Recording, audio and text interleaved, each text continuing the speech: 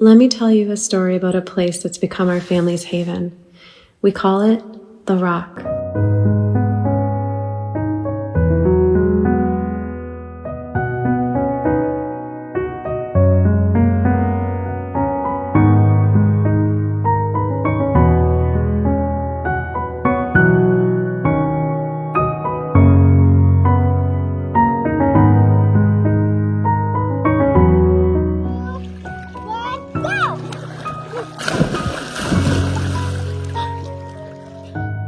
I came to know The Rock actually from 2005. My husband and I had rented a cottage with our children in Hinchburgers Bay, and we would often ride our bicycles over to The Rock, which I didn't know existed, even though we had driven past it a number of times. And my kids and I would go there and we'd swim and we'd have a picnic up on the rocks and make a real afternoon of it, and we really grew to love that place. It's become special to us in our family because my kids, when they were little, I take them there to swim. I'm sorry, getting a little emotional here. We do all kinds of fun things, play in the sand, whatever, but so many memories, romantic memories. It's a place of peace, of serenity, beauty, untouched, rustic land that we get to enjoy, we were enjoying.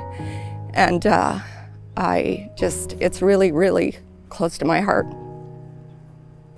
We used to go there a lot.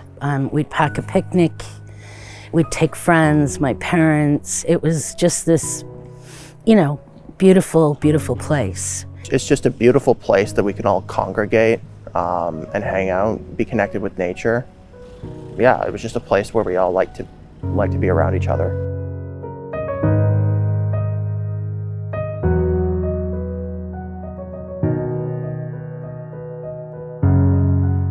Well, to be 15 years ago, almost next month, we had a nice early spring, and it was March. My husband said, you know what, we should go and have a picnic at the Rock. So we planned it, and the snow had melted and it was lovely, and we got up that morning and he picked me up, and then it was like kind of a little mini blizzard. I kept saying, well, maybe we should put it off. Maybe we should do another day. And he was like, no, we should go. And I was like, okay, I guess he really wants to see the Rock today. So we went out, and it was a raging snowstorm at that point, and I said, well, maybe we should just have our picnic in the car. And he said, no, let's go out to the Rock. We need to go out there. And so we went out, and suddenly he proposed to me. So that's our lovely story, and it's one of my favorite places on the planet, literally, because it was really where we started our family. I like jumping in the water when I'm there. I feel happy, and I like having picnics there. My daughter actually really, really wanted to come here today, but I said that the timing wasn't right. So she went out and she's like, I want to help save the Rock. So she went and she wrote Save the Rock, and she drew the rock and some water in the trees, and she wants to do her part for the cause. She misses meeting her friends there. She feels really lonely because now if we want to go to the beach, we either have to go to North Bay or Callender. I've known the Rock since I was a kid. I'm 59 years old. Well, my grandfather was born in Callender in 1913. Him and my grandmother moved out to Birch Grove Road. They watered their horses there. We went there on just little camps or little picnics. The traditional access that people have been using for 50 plus years, we've even had reports up to almost 100 years of people using that access, has been closed off because a little portion of it is private. So the new owners have blocked that traditional access that people have been using for years. I think it was the point where someone sent me a photograph of a chain link fence that was closing off, and I thought they actually photoshopped the picture. I came down the next day to see for myself, and sure enough, lo and behold, there was a chain link fence with a private sign saying stay out. We showed up one day and there was a gate across the parking lot, and we just couldn't understand what was going on. And there were directions to park down in a field, which again, so inaccessible.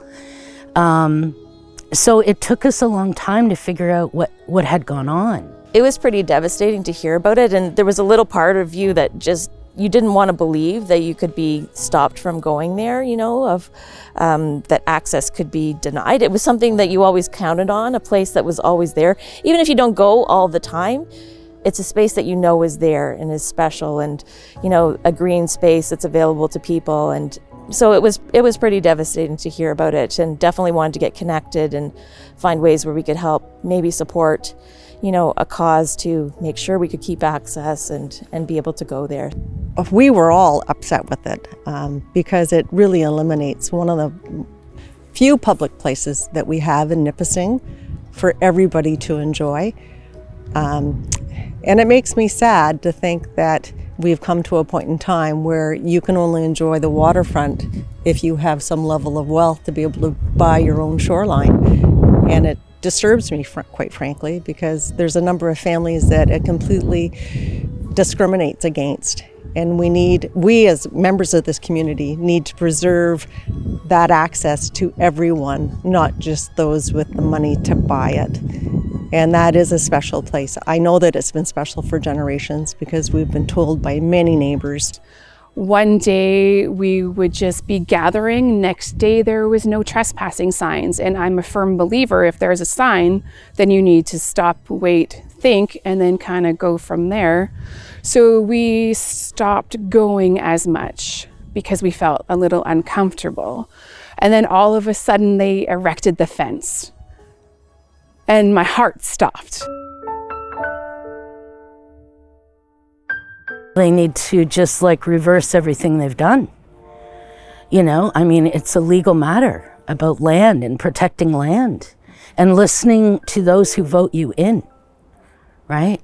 Listening to your community. I mean, there's got to be a way to go together. I can appreciate why the owners want their privacy. They don't want the risk. They don't want the liability. That's fair.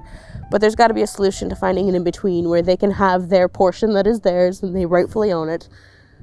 But you got to be able to delineate it properly, clean it up, have something set in place that there's still that spot that the rest of the community can get to. I believe a possible solution is for our municipality to deem that point of land as a cultural heritage site, and that it needs to be preserved, not just for now, but for our children's children and for generations to come. I just hope that we have a council that is willing to open up their minds to a resolution that fits the needs of this community and not to serve the pockets of the wealthy. That's my biggest wish out of this. This beautiful place, the Rock, it's been around for decades for the public to enjoy. We need your support. We need it now.